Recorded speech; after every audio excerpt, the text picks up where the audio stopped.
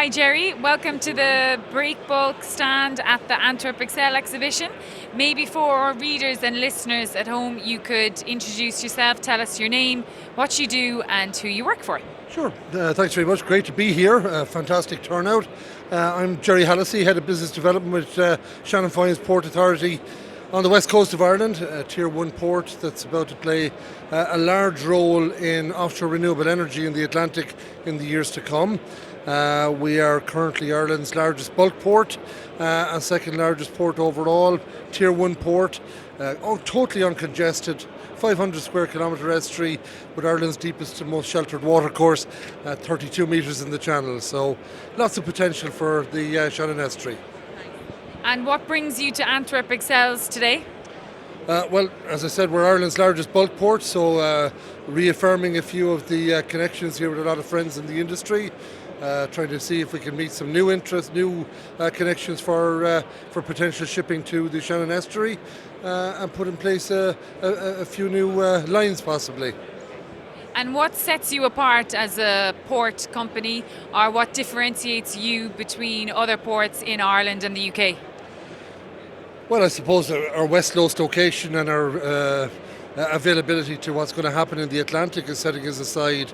The fact that we're completely uncongested, Tier 1 port under the Irish Ports Policy, and a European 10T core corridor port on the Atlantic corridor and on the North Sea Mediterranean corridor.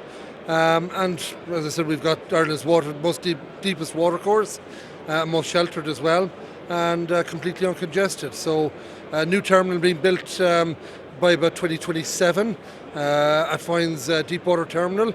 And that'll add to the potential that we'll be able to offer for the Atlantic potential. That's in the region of about 1,000 metres of quayside. It's under design at the moment with 18.5 metres alongside at low water. So that'll be a substantial development of the Shannon estuary. And what are your ideal cargoes for your port? What are your, let's say, top 3 cargoes? Well, we're hoping to break into the intermodal container market next year. That's we have a couple of lines sorted out to start that off. I suppose we've covered and have facilitated 50% of Ireland's onshore wind turbines into Ireland since 2008 and would continue that role in the years ahead. And also we see that we're going to play a substantial role in the electrofuels market and in the project cargo market directly to do with offshore renewable energy in the next 10 years or so. So it's a lot to play for. Yeah. And what do you see as the biggest challenge, let's say, in the break bulk project cargo market in relation to ports at the moment? Well, I suppose my biggest challenge is a little bit different to most in that we're probably the best kept secret that's out there. Most people don't know where we are. And if you go Googling us, then you'll tend to find Limerick Port, which is just one of our 6 terminals. Foynes is the largest general cargo berth. But we're sort of unknown because there's no geolocator that immediately springs to mind when you're looking to track us down. So we're not the port of Rotterdam or the port of Antwerp. So it's a little bit harder to find, but worth finding, I think. Yeah. Okay. And then on the flip side, what are the greatest opportunities you have of a port your size? And again, I think we're ideally positioned for transatlantic transshipment hub, which we're aiming for with the containerization project. But equally so, I think the potential that we have is unrivaled in Europe when it comes to electrofuels into the 2030s. So facilitating floating offshore wind in the Atlantic and as Wind Europe has said, the 85 gigawatts plus of that, which is likely to be majority for export from Ireland in the form of electrofuels because the grid capacity is not there. I think that is of enormous potential for Port of Antwerp, Port of Rotterdam, Port of Hamburg, any of the rest of them that are looking to supplement their imports of hydrogen in the years to come. And who would you say are your biggest competitors at the moment? Is it other Irish ports or is it in the UK, or do you see yourselves as working in collaboration with one another?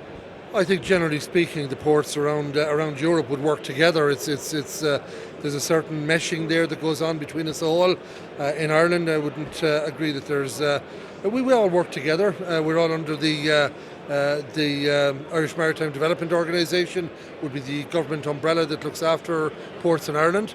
And I think overall we sort of have our own niches that we work to, our own strong points, and we all attempt to exploit those to the maximum. So on a European-wide scale, I think the collaboration that I've encountered, that we've put in place with other European ports, is just fantastic. And there's a willingness there on the ports front to put new and innovative solutions in place, and new customer offerings, which I think is very, in this time where congestion is the big narrative. New customer offerings is very important, and the amount of ports that are willing to do that is eye-opening.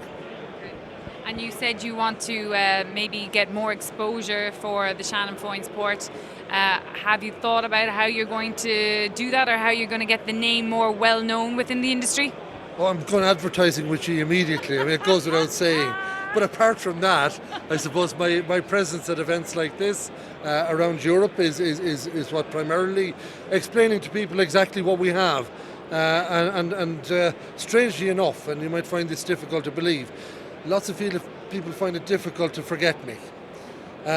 So they'll always get a business card. They mightn't remember the name, but they'll remember the big guy from the west coast of Ireland. Yeah. Nice. And last question, just on research we're doing about social media. What social media platforms do you use on a personal level and on a professional level? Well, on a professional level, I would be the administrator of the Shannon Foynes Port Company accounts. We operate a really, I think, very positive interactive presence on LinkedIn, on Twitter and on Instagram. Lovely shipping pictures and news of what we're doing. And personally, the only addition would be that a little bit of nonsense on Facebook. But that's we do the rest then. But that's it. Okay. Nice. Well, Jerry, thank you so much for coming by and talking to Breakbulk.news, and best of luck for the rest of the expo. Thanks so much indeed, and thanks very much to everybody. Great event. Looking forward to next year already. Don't forget to say hi to your mum. Oh, and hi, Mum.